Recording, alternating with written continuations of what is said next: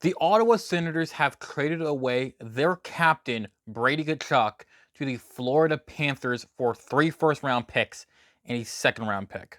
And as an Ottawa Senators fan, I'm okay with this. Realistically, this is a trade that had to happen right now, and for a ton of reasons. So let's just look at this trade, what this means for Florida, what this means for Ottawa. First off, why? That's always a pretty good question. I think for about 30 teams in the NHL, they're thinking, why God, why did the Florida Panthers get yet another rat? Before it's for the Panthers, this makes perfect sense. No one that was available to Florida is going to fit Florida more than Brady Tkachuk. He's physical. That's kind of all you want. And as seems to have been a trend in the NHL as of late, the Senators are kind of hamstrung on where they could send him. Reports are saying that Brady Tkachuk, who does have a no-movement clause, was only ever going to one of 4 teams. And honestly, you could probably guess the 4 teams right off the top of your head. Florida, Minnesota, Vegas, Carolina. Minnesota tried their best, Florida won, and it's going to be all of our problems for the foreseeable future. I guess at least 2, but they'll probably re-sign him. The Florida Panthers get immediately better. Way better. I mean, they moved no players to get a guy playing top-line minutes somewhere else.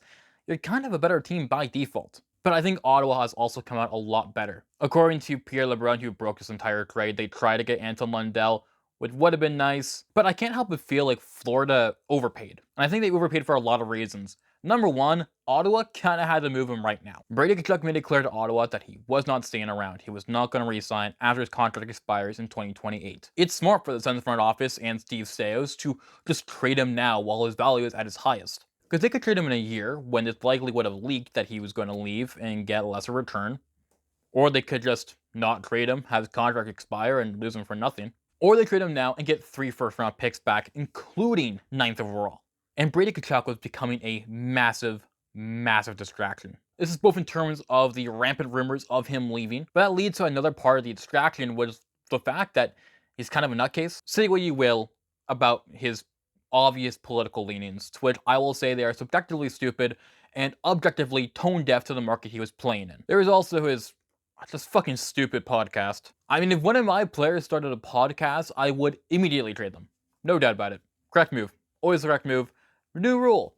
No more podcasts. It's a fair choice. But when that would grab headlines like when they kind of bury Linus Ulmark on the podcast, yeah, no, that would be a distraction. The Finns are booing you online and in the stadium. That's a distraction. And it turns out the players in the locker room were maybe turning on him. That's a distraction. According to multiple reports, Brady Tkachuk was just no longer liked in the locker room. Players didn't really seem to be keen on keeping him around. Maybe because of political views, maybe because they knew that if he stayed around, the rumors of where he will eventually be playing are going to get way louder and be a big distraction. All the Ottawa Senators have had for like a decade is distractions. They didn't need another one. There's also the fact that he had 0 points, was a -4 in the playoffs this year. Granted, Carolina kind of handed Ottawa their ass, but you're the captain, you need to be the leader, and you got 0 points. And to go back a step, if you're a leader and no one's listening to your leadership, you stop being a leader. Then there's just Brady Tkachuk's general output as part of the reason why I think Florida overpaid. Because they're paying for a guy named Tkachuk, but let's take the Tkachuk name away from this trade and everything associated from it. Florida got a player that had 59 points this year in 60 games played. They got a player who has missed time over the last couple of seasons for multiple injuries. They got a player that has only exceeded a point per game exactly once in his career. They got a player that has scored 30 goals multiple times, his career high is 37, but he only had 55 points the year before this. He also takes a fucking ton of penalty minutes, but you're the Florida Panthers, what do you care about that? He makes $8.2 million for 2 more years, then you'll have to extend him and almost certainly give him a pay raise. As for defensively, Brady Tkachuk is just okay to what are you doing. However, he is incredibly physical, which is a good thing. But he still does also have a podcast. Brady Tkachuk puts up good offensive numbers, but I don't think he puts up 3 first-round picks good offensive numbers, even if one of those picks is in 2029 or 2030. Even if one of those picks you only had for like 12 hours, but he fits your team.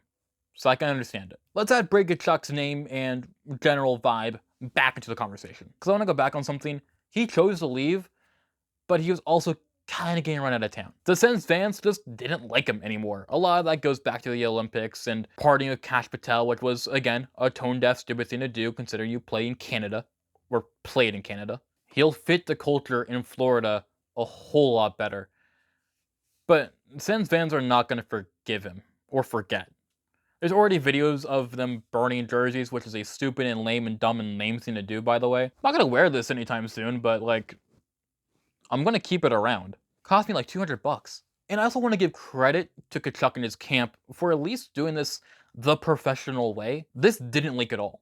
We had no rumblings that a Tkachuk deal was happening anytime soon, that he wanted out. At least we didn't know that officially. I think we knew that, but we didn't know that. He was saying he was going to stay. He was lying when he said that, but he did say that. Of course, the lying's going to be part of the whole "we don't like you anymore" thing. But at any point, Brady Tkachuk or his team, his agent, whatever, definitely could have leaked this to the press, and the press would have immediately run with it. We know this because it's happening right now with Dylan Larkin. I'm willing to bet it didn't come out of the Red Wings camp that Larkin wants out. Tkachuk did not go to the press, or surprisingly, his dad didn't go to the press. Happy Father's Day, by the way. No one on Tkachuk's side went to the press and said, "I want out." So at least I can respect the level of professionalism that it does take because, again, it doesn't always happen. I don't think that's going to have Sens fans feel any better about this whatsoever, but it's a nice thing to have. But what does this mean for the Sens in terms of a hockey team? They've got 3 first-round picks back and no players. So now the Senators have 3 first-round picks and $8 million that they didn't have yesterday. That could be dangerous if used correctly. The biggest rumor that came out immediately after this trade was the Ottawa Senators focusing in on Jason Robertson,